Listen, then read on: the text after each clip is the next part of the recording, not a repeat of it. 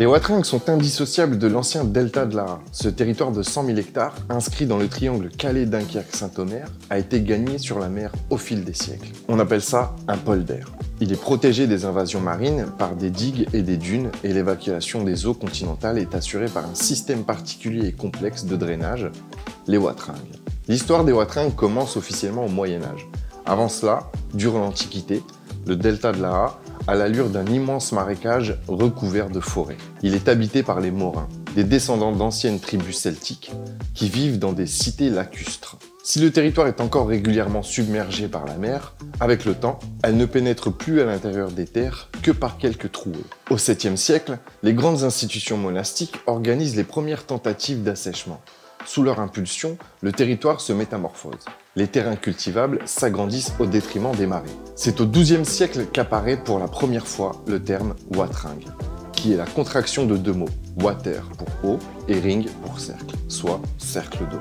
Une grande partie de la région est encore inondée quand Philippe d'Alsace, comte de Flandre, organise le dessèchement du delta de l'Ara dans son ensemble.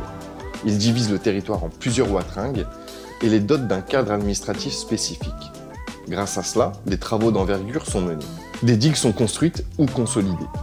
La suite de l'histoire est un long processus qui conduit à l'assèchement complet du delta de l'Ara. Ainsi, Cauberger, un ingénieur flamand, assèche la dernière portion du territoire encore inondé, le lac des Mouers. Vauban organise la défense des villes en mettant en place une stratégie qui permet d'inonder en 24 heures toute la campagne environnante. Les ports de Calais et Dunkerque sont modifiés pour améliorer l'assèchement des terres intérieures.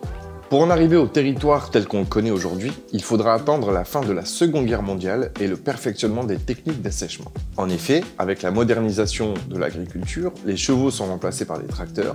Les terres humides du polder souffrent alors de passages répétés des machines agricoles de plus en plus lourdes. Les terres se compactent et les rendements chutent. Pour y remédier, un vaste programme de drainage est lancé dans les années 70. De nouveaux cercles d'eau sont définis, isolés et intégralement pompés à l'image des polders hollandais. En moins de 10 ans, une centaine de stations de pompage est installée. Si cette révolution dans les méthodes d'assèchement permet le développement d'une agriculture performante, un nouveau problème apparaît, la surcharge des canaux, réceptacles des eaux des stations de pompage. En 1974 et 1975, plusieurs crues causent des dégâts considérables dans le marais audomarois. Cette catastrophe conduit en 1977 à créer l'institution interdépartementale des Watringues. Sa mission, augmenter les capacités d'évacuation des eaux à la mer.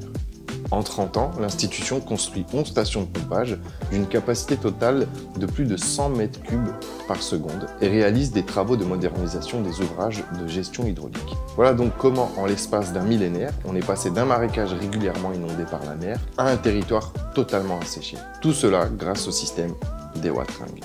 En résumé, le système des Watringues est un dispositif hydraulique entièrement voué à la maîtrise de l'eau, avec toujours comme objectif de faire barrage à la mer et de réguler les écoulements des eaux douces. Il nous protège ainsi des inondations. Il est composé de 1500 km de fossés et canaux, 120 ouvrages hydrauliques pour réguler les niveaux d'eau de surface, une capacité d'évacuation des eaux à la mer par pompage de 100 m3 seconde, 69 km de défense côtière naturelle ou artificielle, et il permet aujourd'hui de protéger 450 000 habitants, principalement répartis dans les pôles urbains de Dunkerque, Calais et Saint-Omer.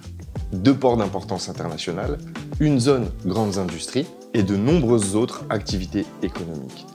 Maintenant que vous savez ce que sont les Watringues, je vous invite à découvrir comment tout cela fonctionne dans notre prochain épisode, les Watringues, comment ça marche.